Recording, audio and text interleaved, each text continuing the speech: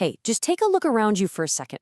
Seriously, that chair you're in, the phone or computer you're watching this on, even the room you're in. Almost everything is a product of industry.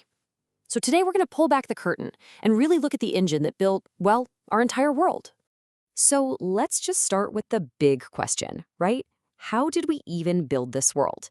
I mean, how did we get from a planet of, farms and small villages to one with giant skyscrapers and smartphones in every pocket? The answer? It was a revolution, but not one fought with armies. It was fought with machines. Okay, so on the left here, you've got a glimpse of the before times. A world powered by nature, right? Wind, water, muscle power. And for pretty much all of human history, that's how things were. But then you get the image on the right, the factory. And listen, this wasn't just a new kind of building. No way.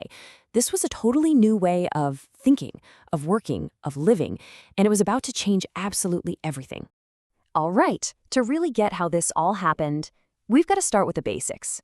Let's ask the simple question, what is industry, anyway? Well, at its heart, industry is basically the process of turning raw stuff into useful stuff. It's really a two-step dance. You take natural resources, think iron from the ground or cotton from a plant, and then you manufacture them, build them, assemble them into the finished products we use every day. And that engine, it was really fired up for the first time during a period we now call the Industrial Revolution. And folks, this is where our story really kicks into high gear. It all started in Britain, way back in the early 1800s. But it didn't stay there for long. From Britain, these new ideas and technologies just spread like wildfire, first across Europe, then over to North America, and eventually the rest of the world.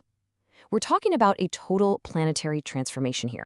But here's something that's kind of wild to think about. This whole massive world-changing revolution, it all happens before electricity, before light bulbs, before power outlets. So how on earth were these factories even running?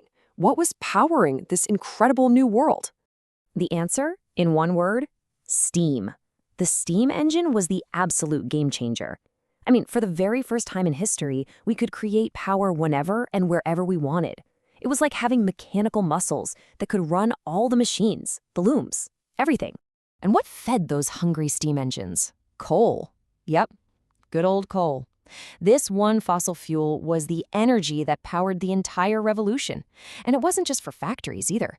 It powered the brand new steam trains and steamships that literally started to shrink the globe. This massive shift in technology caused a huge shift in society too. People started leaving their farms, their whole way of life, and just flocked to big cities like London and Liverpool to get jobs in these new factories. So these cities just exploded in population, becoming massive hubs that were churning out all the key products of the time: iron, steel, textiles, and, of course, building the railways and ships to move it all around. But hold on, the revolution wasn't done yet. Not by a long shot. Just when the world was getting the hang of steam and coal, this brand new force came along that was about to upgrade, well, everything. I'm talking about electricity. So while steam really got its start in Britain, the electrical age was pioneered over in America. And this discovery, wow, it wasn't just a small step up. It unlocked a completely new level of technology. Suddenly, we had instant communication with things like the telegraph and the telephone. We could even conquer the night with the electric light bulb. And the difference between these two eras, it's just profound. You can see it here. On one side, you've got that first wave of industry, right? Running on steam and coal, making big, heavy stuff like steel and textiles. But on the other side, that's modern industry. It's powered by electricity, creating everything from the car you drive to the phone you're probably holding right now. Now, this whole story of progress is pretty amazing, right? It's exciting. But it's really only half the story. Because all of that manufacturing, all of that fuel burning, it all came with a hidden price tag. A cost that, honestly, we're only now starting to fully grasp. So what exactly was the bill for all this progress? Well, while those factories were busy building us a brand new world, they were also taking something precious away. And that was the health of our planet. When you look at the environmental damage, it really breaks down into three main problems. You've got air pollution from all the smoke, you've got water pollution from dumping chemical waste, and you've got land pollution from all the hazardous stuff that was just left behind. So let's look at air pollution first. The biggest culprit was burning all that coal. When you burn it, it releases a bunch of stuff into the air, but the big one is carbon dioxide, or CO2. And as we know all too well today, those gases act like a blanket, trapping heat in our atmosphere and driving global warming. Next up is water pollution. For a long time, factories would just dump their chemical waste straight into rivers and lakes. And this stuff, it was devastating for fish and other aquatic life.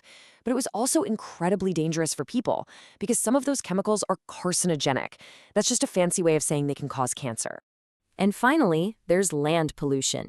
A lot of the time, empty land near factories basically became a garbage dump for massive piles of chemical waste. And these sites weren't just ugly, they were dangerous. They poisoned the soil and created hazardous environments for wildlife and, of course, for any people living nearby. So when you take a step back and look at the whole picture, what we're left with is a really complicated legacy, isn't it? Industry is this incredible builder, but it's also a serious polluter. And this quote just hits the nail on the head, doesn't it? It perfectly captures that paradox. We have to accept both sides of the coin.